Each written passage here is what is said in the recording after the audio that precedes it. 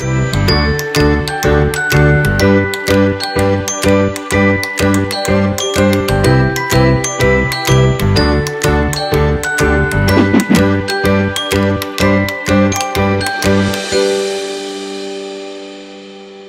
mga loves! Welcome back sa Season 2 ng ating Love Josie Show. Na-miss nyo ba si Mommy Josie? Ano yun? Kasi syempre ako, miss na miss ko kayo, di ba? Kumusta naman ang mga New Year's resolution ninyo? Isa ba kayo sa mga kumain ng ubas sa ilalim ng lamesa? Itaas ang kamay. Huwag nang mag-deny-deny, di ba? Nako, ang dami. Pero at ang tanong, may natupad ba doon sa 12 wishes mo? Diba? Ang bilis ng panahon, 2025 na. At syempre pa, itinaon natin na ang Season 2 ng Love Josie Show ay talaga naman sa buwan ng mga puso. Dahil ang first episode natin talaga naman punong-puno ng pagmamahal. Pero bago tayo magsimula, maraming salamat muna sa lahat ng mga patuloy na nagsusuporta po sa atin, sa lahat ng mga partners natin. Maraming salamat. So handa na ba kayo? Handa na ba kayong samahan ako sa napakagandang diskusyon na mangyayari ngayon? Ano yun? Ay, handa na daw sila. Huwag niyong kalilimutan na mag-like at mag-share, mag-comment po para kayo ay manalo ng prizes sa ating Love Josie Show. Ayan. And speaking of pagmamahal, diba?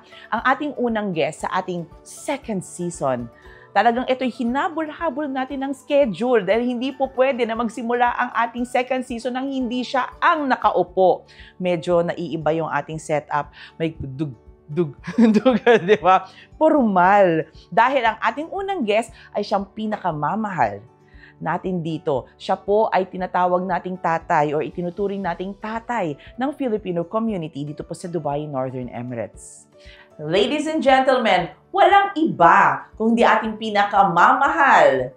Ang atin naman talagang love na love natin dito sa Dubai. Walang iba kung hindi si Honorable Consul General Marford Angeles. Yay! Ayan! Thank you. Sir, maraming salamat. Alam kong ikaw ang kalendaryo, ang oras, punong-puno. Kulang actually ang 24 hours sa dami ng trabaho. Pero tinan nyo naman, Sir, kumusta ang araw nyo ngayon? Mabuti naman at tuwang-tuwa ako, Miss Josie, na ako ay inyong pinaunlakan na maging part ng inyong show. Actually, matagal ko na itong hinihintay. Actually, 2 months ako naghintay ng schedule. Pero simulan na natin, no? Oo, schedule, di ba? Siyempre, gusto talaga natin kilalanin. Sino ba? Saan nanggaling? Ano ang mga nangyari bago pa siya napunta at maging Consul General dito natin sa Dubai, Northern Emirates. So, ang unang tanong natin, sir, di ba? Share niyo naman sa amin kung ano yung naging journey mo. Paano ka napunta sa karera ng diplomacy? Okay. So, ako ay nagsimula sa foreign service dahilan sa puso. Naka naman! Ang dahilan nito ay nung ako ay nag-aral, ang kinuha kong kurso ay Political Science sa UP Manila. Okay. At habang nag-aral ako doon, ako ay naging student assistant. Sa aking trabahong pagiging student assistant, nagpuput up ako ng mga announcements, ng mga posters sa 7 colleges within the University of the Philippines Manila system.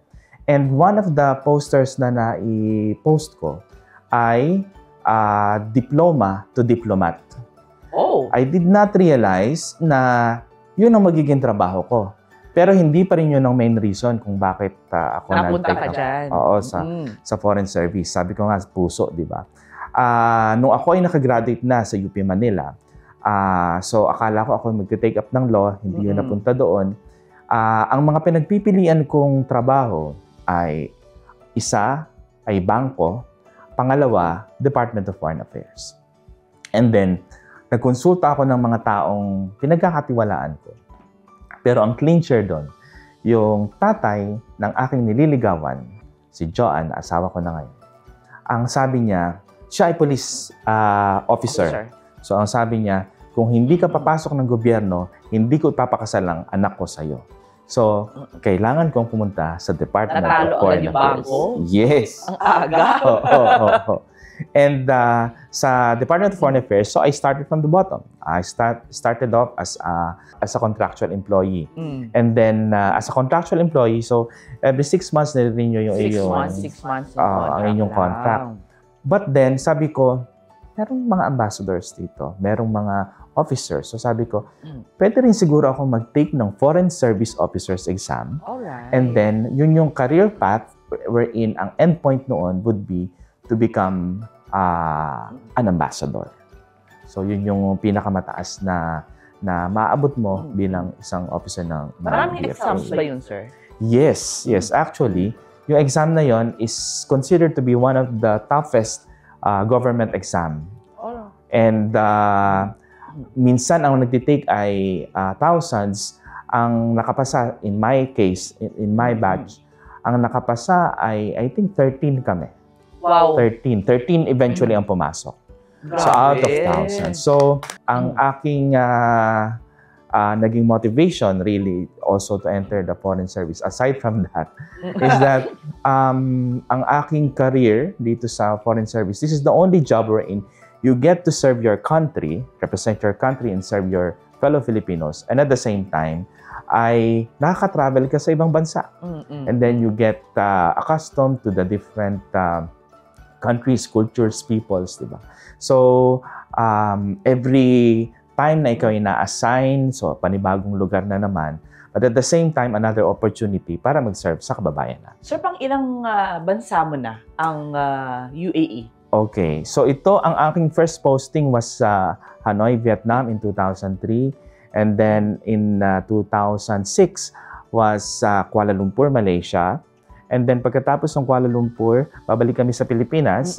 So, 2 years ka mag-stay sa Department of Foreign Affairs, magtatrabaho doon. And then, ma-assign ka uli. Ang naging assignment ko after that was in Sydney, Australia, sa consulate natin doon. And then, bumalik uli for, after ng 6 years.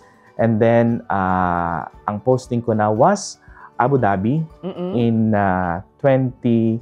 2019.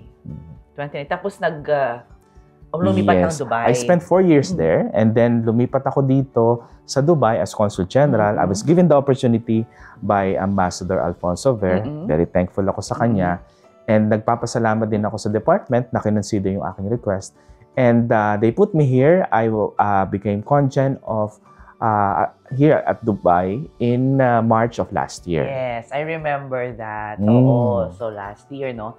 So, sir, para sa mga hindi nakakaalam, 6 na taon, no, ang tatapusin sa bawat post. Yes. Every 6 years, tapos uuwi, 2 taon. Tapos magkakaroon ulit sila ng opportunity na mag-serve sa mga Filipinos abroad ng after 2 years. Yes.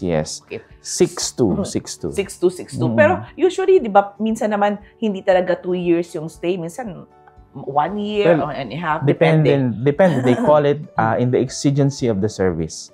So, pag kinakailangan, pwede kang ma-extend, pwede kang mailagay sa ibang lugar, or pwede rin ma-cut short. So, depende. Consider it as like para kaming soldiers. And we are sent to serve, and then pwede kaming pabalikin. Okay. Sir, what has been the most rewarding part ng pagiging congen mo sa Dubai so far? Okay, specifically dito sa Dubai. Oo. Unang-una, I am so happy and so proud that I'm serving the Filipino community here in Dubai. One, the people here are recognized. So I mentioned, di ba, that I spent 4 years as deputy to the ambassador at the Philippine Embassy in Abu Dhabi. Every time na may meeting, lahat ng ministers, lahat ng mga officials ng UAE, ang lagi nilang sinasabi, thank you for the contributions of the Filipino community here in the UAE. Nakakatuwa naman. Yes. Kung ikaw natutuwa ka, ako mismo na naririnig ko, tumataba yung puso ko. Nasa tabi lang ako ng ambassador. At laging sinasabi sa kanya yon. And it has been consistent from that time hanggang ngayon na narito na ako every time I meet an Emirati official and every time I meet someone from business, nare-recognize nila na for the past 53 years na ngayon ang UAE, di ba? The Filipinos have been an important part, an integral part of the history of the UAE. And yun talaga nakakataba ng puso yun. Pangalawa, makikita mo na maraming Filipino businesses na nandito sa Dubai and Northern Emirates. Yes, sir. According to Dubai Chamber of Commerce, ay merong 792 Filipino-owned businesses dito sa Dubai. 792. And Dubai lang po yun. Oo. And that's only 2023 figures. Baka nag-increase pa. Baka nag-increase pa. So, di ba, pag naririnig mo yon, napaka-empowered na mga Filipinos dito. And we really are a force to be reckoned with.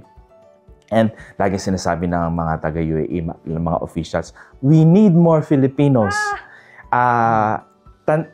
Every time na magkakaroon ng official na galing sa Pilipinas at i-meet ng kanyang counterpart dito, yun ang laging talking point. And ang sinasabi natin is, we are ready. We are ready and eager na mangyari yon.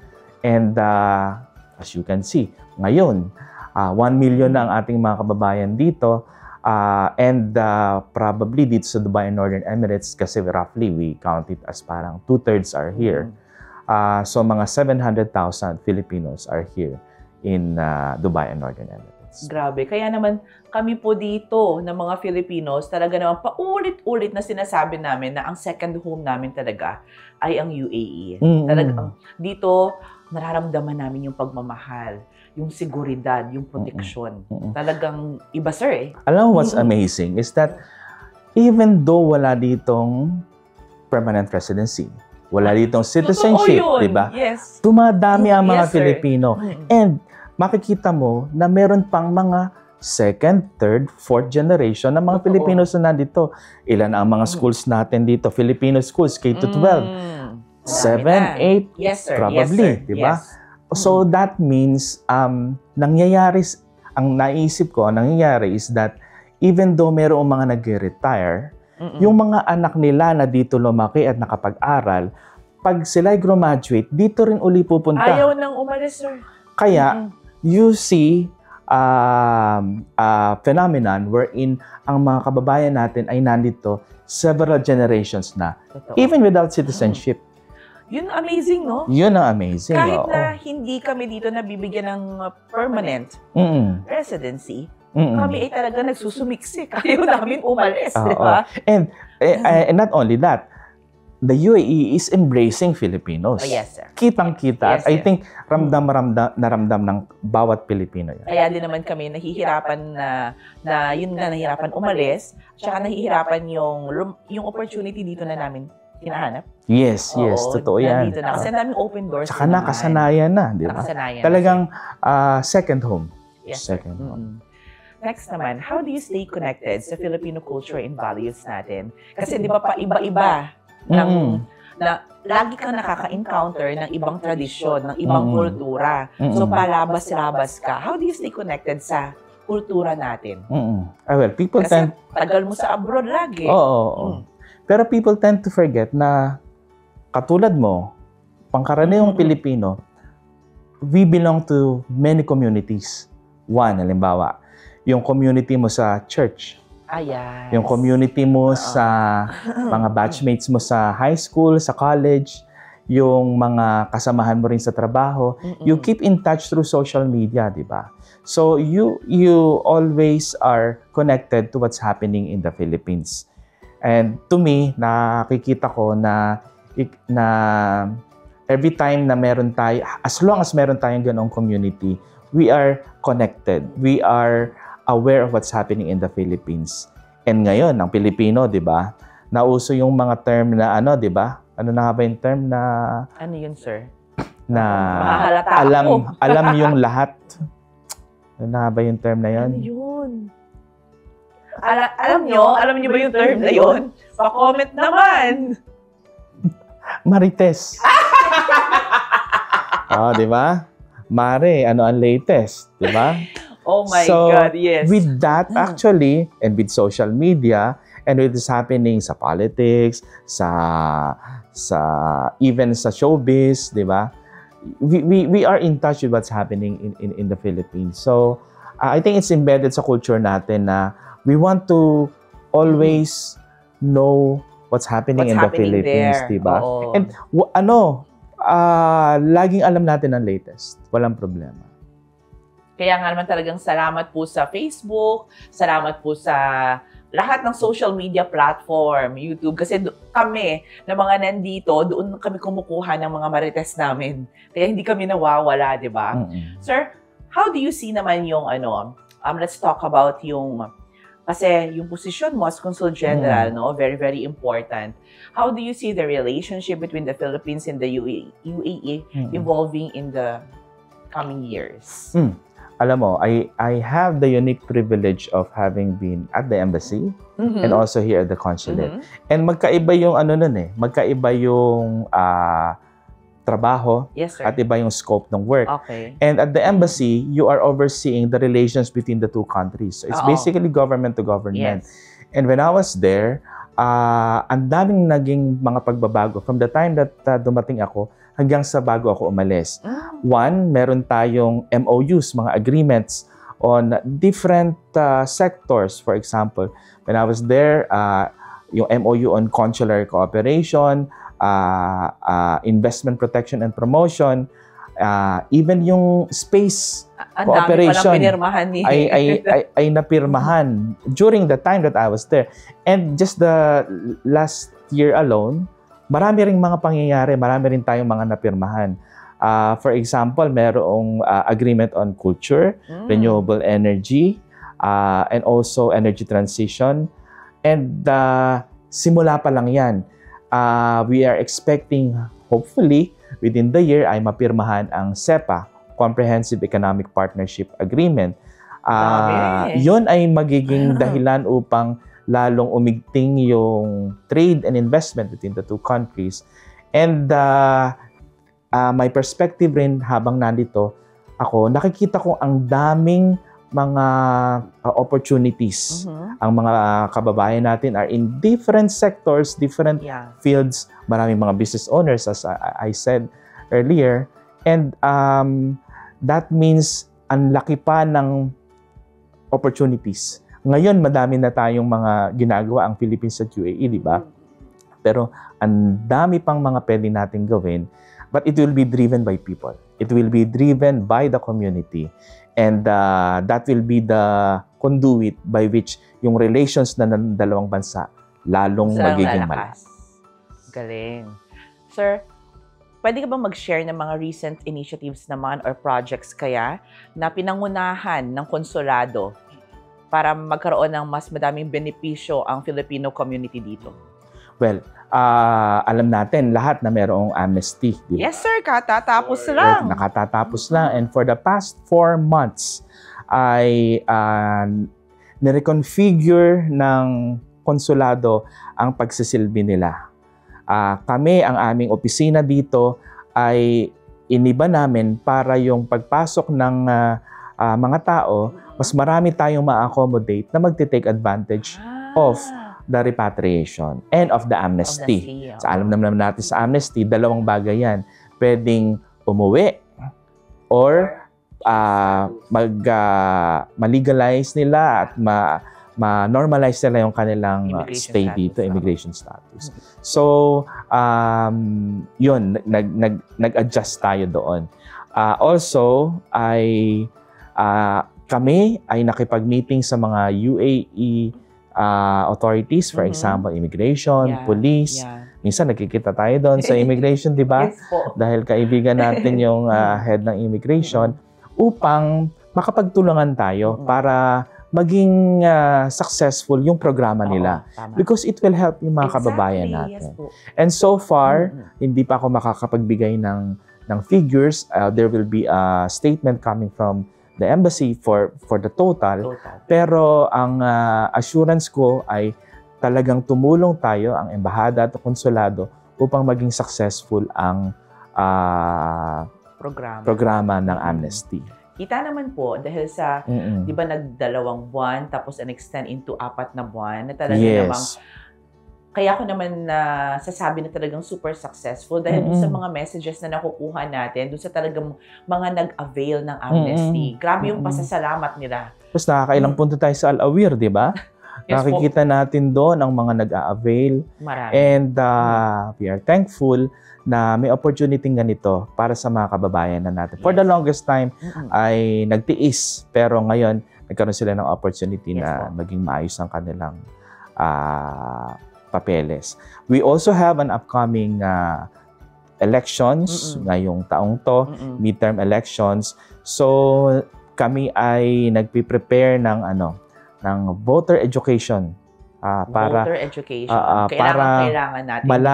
Malaman din natin kung paano mag-a-avail noong online voting system. But we will roll that out when the time comes. But we will soon make announcements para maka-avail ang lahat ng online voting system. Ayun.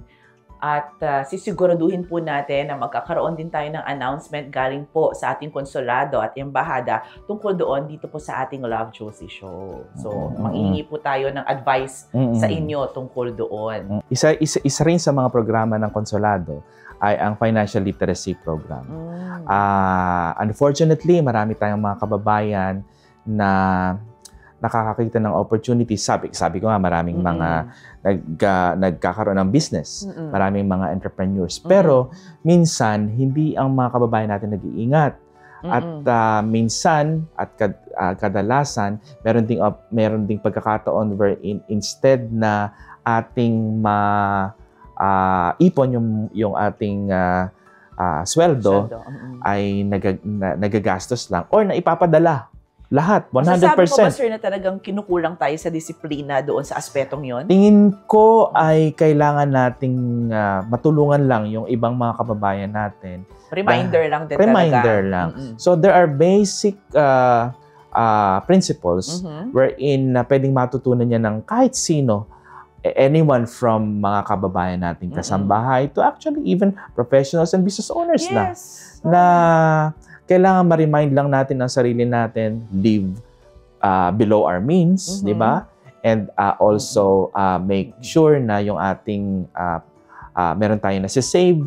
So those are parts of the program na ginagawa natin for financial literacy. Also, siguro napapansin mo naman, especially sa aking social media at sa social media ng konsulado, meron kaming Mangan Tayo series. Ay, sir! Sumama na ako sa inyo minsan doon. Oo, ikaw ay featured guest namin doon. At nagulat ako na nandun ka. Sir, kainan yun eh. Gusto nating i-promote kasi yung ating mga kababayan na merong mga food businesses. Okay. And pag ating na-feature yon, kumbaga parang lalong na natin sa ating mga kababayan na merong ganito. And then, we have those who have already been there for quite some time. Meron din mga bago. So, we give opportunities na makita natin sila at ma-feature natin Ganda sila. Ganda nun. Mangan tayo. Kaya lang kailangan natin ingatan, di ba? Na hindi sumobra. Na hindi sumobra. Tapos kami rin ay nagfa-facilitate ng mga cultural showcase. Meron tayong mga movie screenings, di ba? If I can mention one name, si Jet Tolentino, pumunta dito at naipakita niya kung gaano kagaling ang Pilipino, di ba? Katribo Ilonggo. Yes, oo. Magaling, di ba? At saka nung isang buwan, may nakita akong mga display ng mga artworks din dito sa konsulado. Yes, oo. Kaya meron tayong ongoing series na ginagawa natin. Ang tawag natin dyan ay 12. Ito ay isang serye na sinimulan ng konsulado leading up to the celebration of the Philippine independence. So, meron tayong 12 activations that will culminate sa June, sa wherein we will be celebrating Independence Day. At ang una dito ay naganap nung nakaraang buwan. Wow. So, ang ating feature ay si Mr. Carlo Garrido. He's a friend ako. Talaga naman si Carlo. Na merong sariling gallery. Yes. At fini-feature niya ang Filipino artists. So, we opened our facilities, ang aming office space sa baba. At pinuno namin ng mga artworks na galing sa Filipino painters. Ang kanyang specialization ay surrealism. Okay. So yung bagay na parang kumbaga parang dreamlike, parang siya ay may moments of fantasy, diba? Pero kilalang-kilala ang mga painters natin. Kaya for a short period of time ay inopen natin ang ating konsulado para kung sino mang halimbawa ikaw ay pumunta sa konsulado for a consular service at meron ka pang extra time, pwede kang umikot at makita mo. Parang gallery na din. Yes. Kaya ang tawag doon ay museo sa konsulado. Nakos. Yan. Kakatuwa So, naman. yun ang first. Meron pa tayong 11. May 11 And pa. hihintayin yun ng ating mga manonood. Of course. Ang next naman natin, what are the most common challenges? Itong mga challenges, alam ko napakadami niyan, na fini-face ng mga Filipinos dito sa UAE at papaano na-a-address ng konsulado yun. Ang dami kasi syempre, di ba, mga Filipino expat, nakaka-encounter talaga. Also, nakakatuwa na malaman na may financial literacy because minsan, isa sa mga challenge na kailangan yung i-address ay patungkol doon sa area na yun. Totoo, tatama yan. So, ganito, we will enumerate yung mga main challenges. One is mga employment disputes. Okay. So, sa mga employment disputes, meron tayong ibinibigay na legal assistance. Okay. Ngayon ay pinangangasiwaan na yan ng ating Department of Migrant Workers. So, meron tayong Office of Migrant Workers. Dati, ang tawag doon ay POLO-OWA. POLO-OWA. Yes, so, ngayon ay Office of Migrant Workers here in Dubai. Yan, sa mga hindi nakakaalam nalilito. Saan yun? Kasi dati, POLO-OWA siya. Yes. So sa mga lumang OF, ang nakalagay sa utak nila palagi, POLO-OWA pa din. No. Ang bagong pangalan niyan ay Office of Migrant Workers. At yan ay situated, kung dito ang aming konsulado, kapitbahay lang namin. Yes po. Katabi lang. Part lang yun. So, another one is yung napag-usapan natin kanina, yung financial insecurity. So, yun nga, meron tayong mga financial literacy programs. And then, minsan cultural adjustment din. So, for cultural adjustment, meron tayong ways, may mga programs tayo para ma-refresh ba sa mga kababayan natin ang kulturang Pilipino. Pero among those, lagi nating kailangan isipin na ang parte din ng pag-solve ng konsulado ng mga solusyon na yan is in partnership with UAE authorities. And actually, marami rin na misinformation na nangyayari ngayon, di ba? Lalo niya sa social media. Yes. And alam mo, yung mga tipong nasa social media ka, tapos biglang may message kang marireceive. Gusto mo bang kumita? Ay, nako, apakadami, sir. Pagkatapos ay sasabihin, ganito lang ang steps. Alam nyo, if it's too good to be true, talagang kabahan ka na. Kaya huwag tayong basta maniwala sa mga ganun. Yung biglang mag-request sa'yo na pwede bang magpadala ng pera para sa through you. O kaya, ikaw ay magta-travel galing sa kung saan mang lugar. Tapos, merong magpapadala sa iyo ng something na hindi mo alam kung anong laman. Huwag mong tatanggapin. Wag nating hayaang mangyari yon. Kasi marami na tayong kababayan na kung saan na-try nila yon at hindi naging maganda ang kahihinatnan. Naging kaso at tinulungan pa sila ng konsulado. So, avoid natin yung mga yon. Pero alam namin na ang misinformation ay makukombat lang natin. Hindi ang konsulado lang ang gagawa nun. Partner namin kayo. For example, sa social media, dahil pinakikinggan kayo ng mga kababayan natin. So we work with you, we work also with the UAE authorities para ma-prevent yung mga ganito. Minsan may marireceive kang message sa cellphone, tapos kung ano-ano mga i-offer, mag-ingat tayo sa mga ganoon. Huwag tayong maniwala. Mahirap yung mga get-rich-quick na scheme at kailangan maging mindful tayo sa mga ginagawa natin.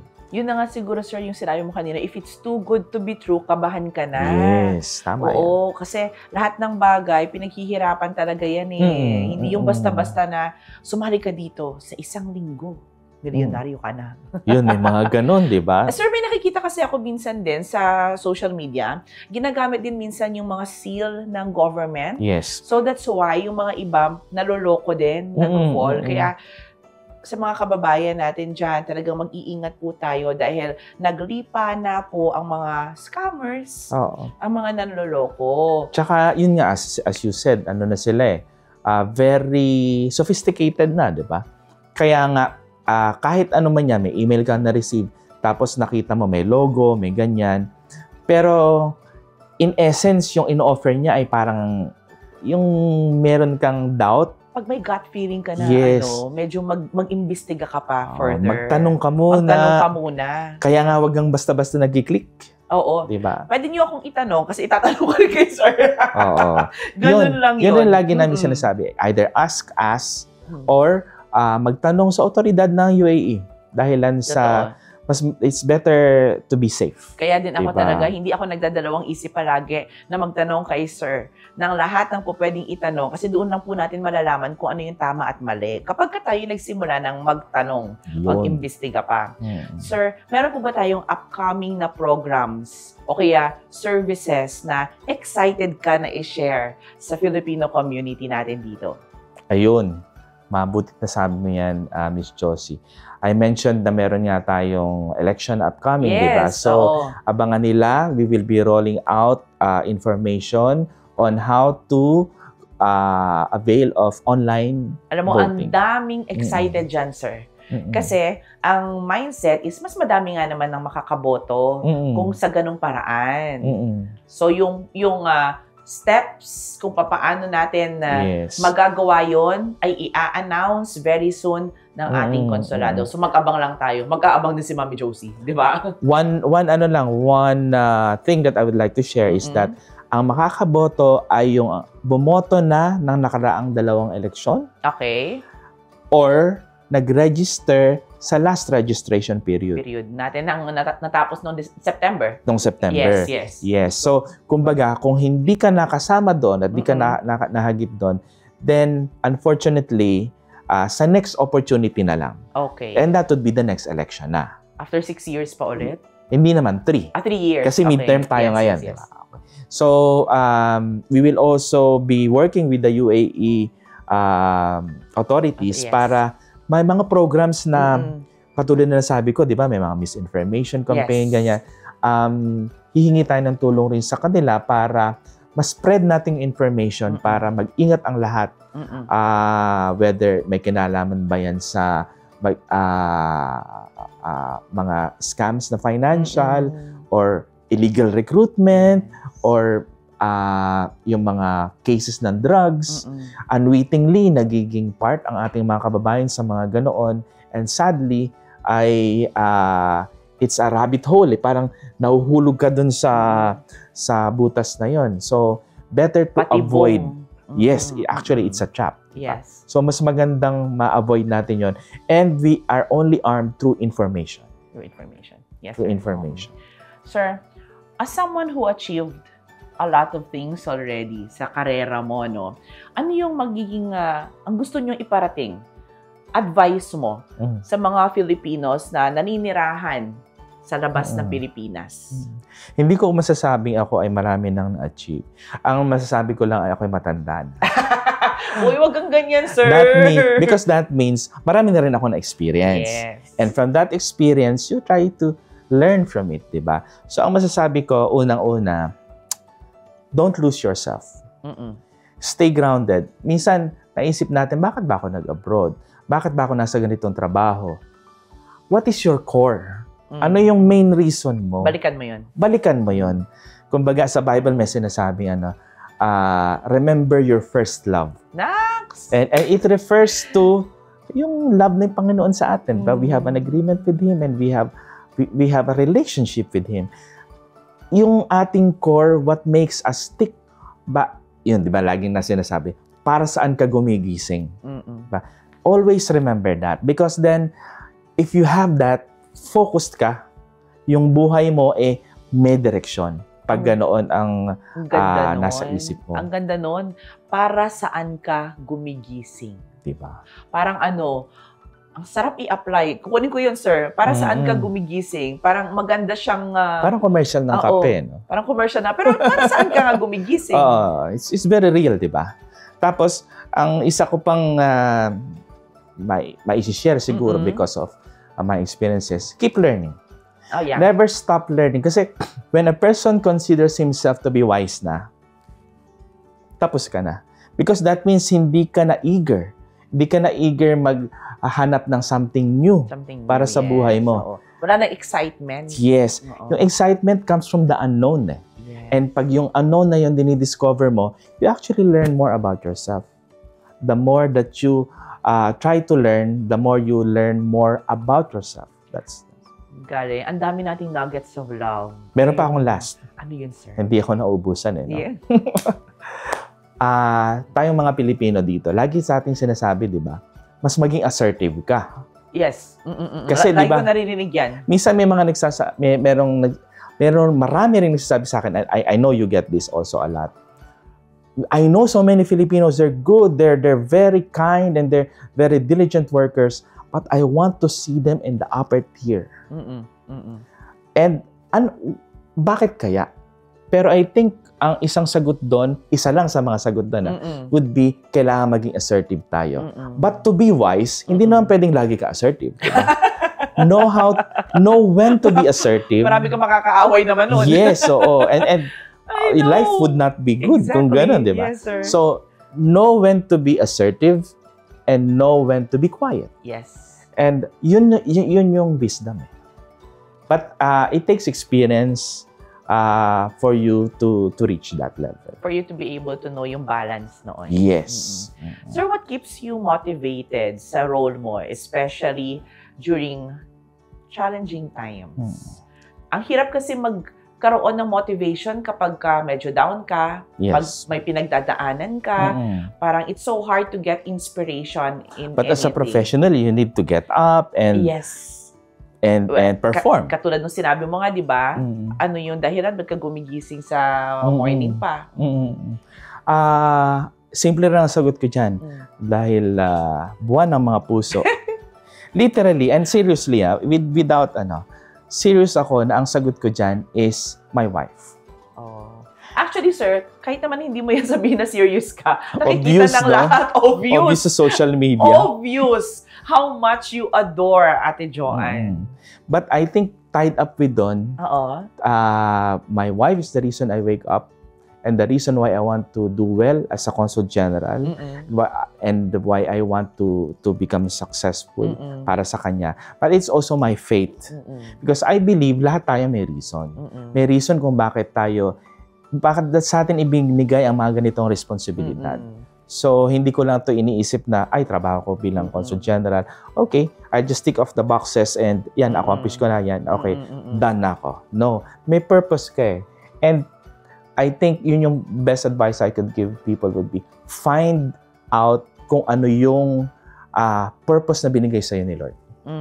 Diba? Sometimes you are, kasi ako, ang plano ng parents ko, kasi Seventh-day Adventist. Usually, dalawa lang yan eh. Ikaw ay maging pastor o maging doktor or medical professional.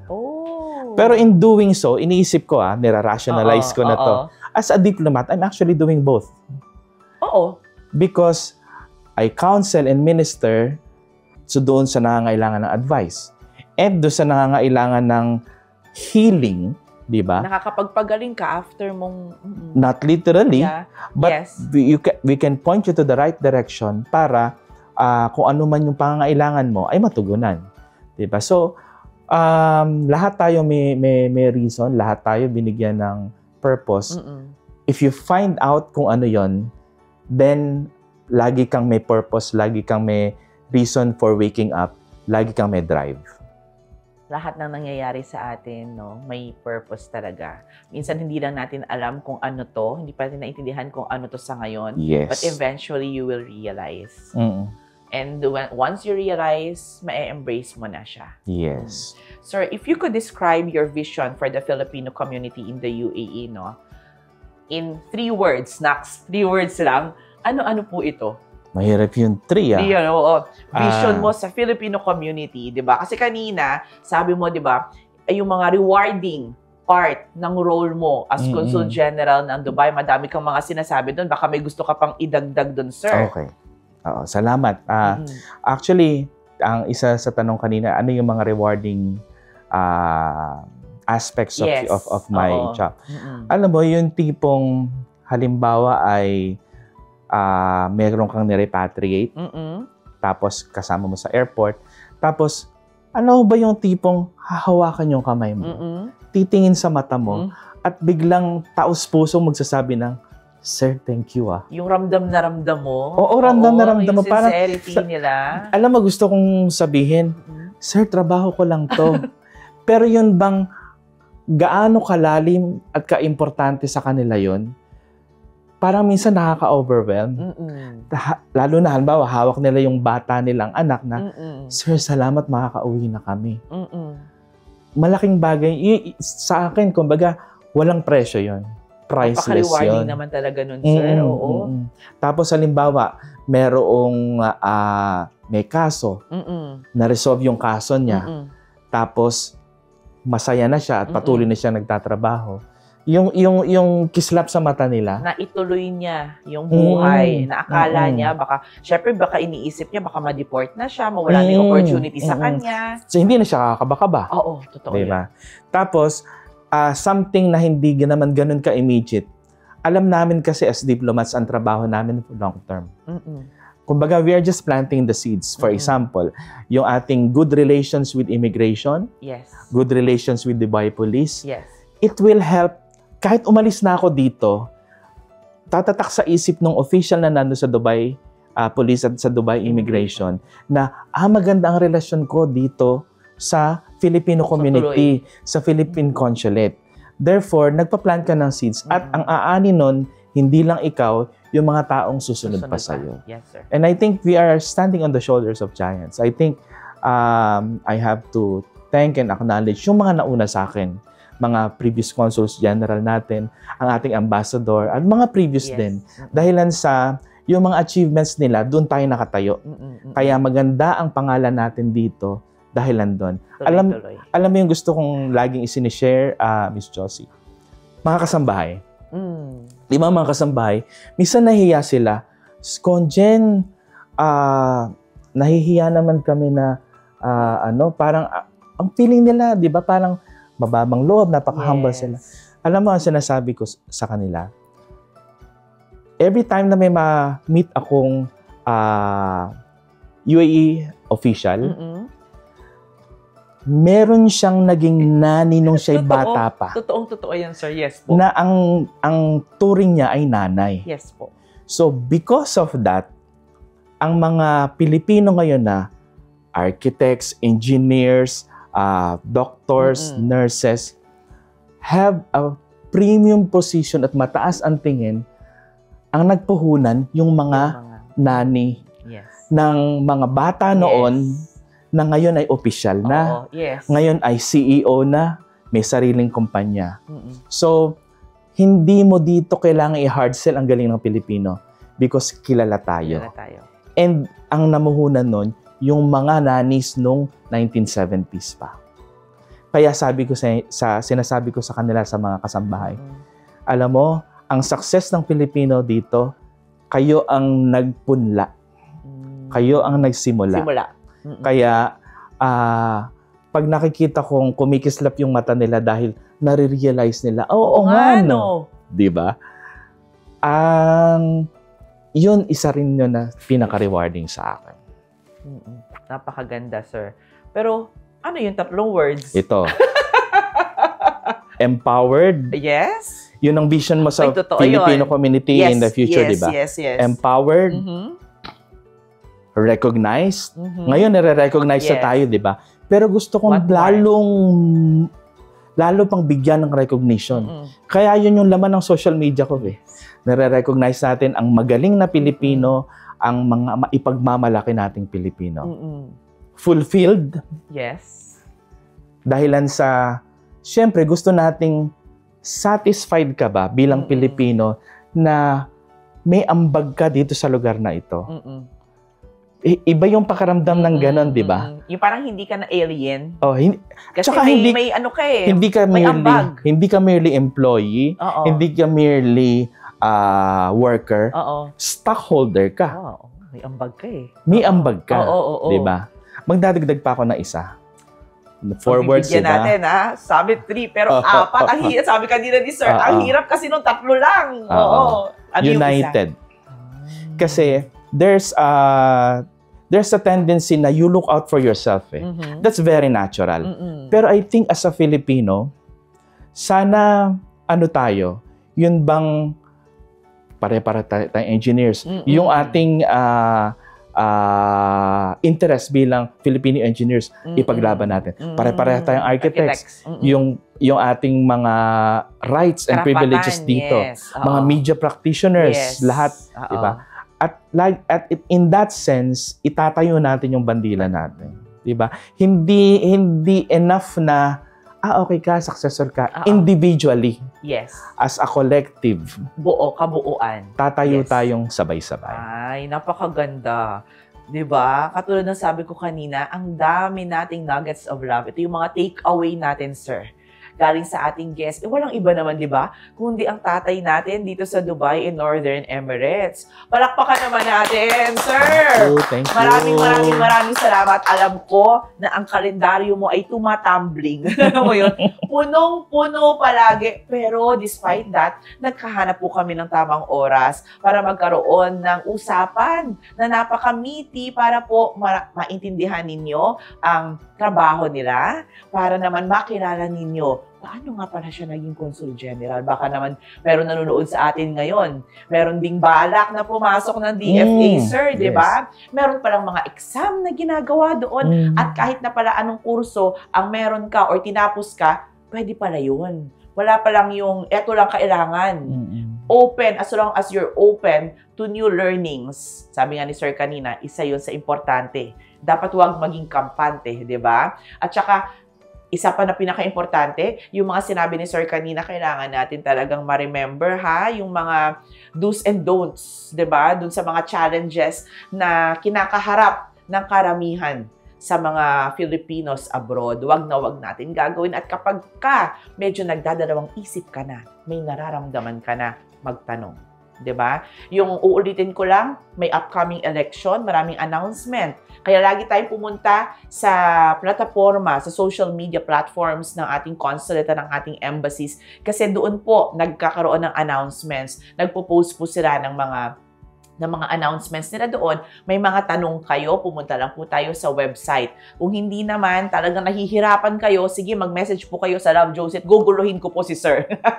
Pero hindi po talaga. Totoo po yun. Ako po ay palaging nagtatanong sa kanila.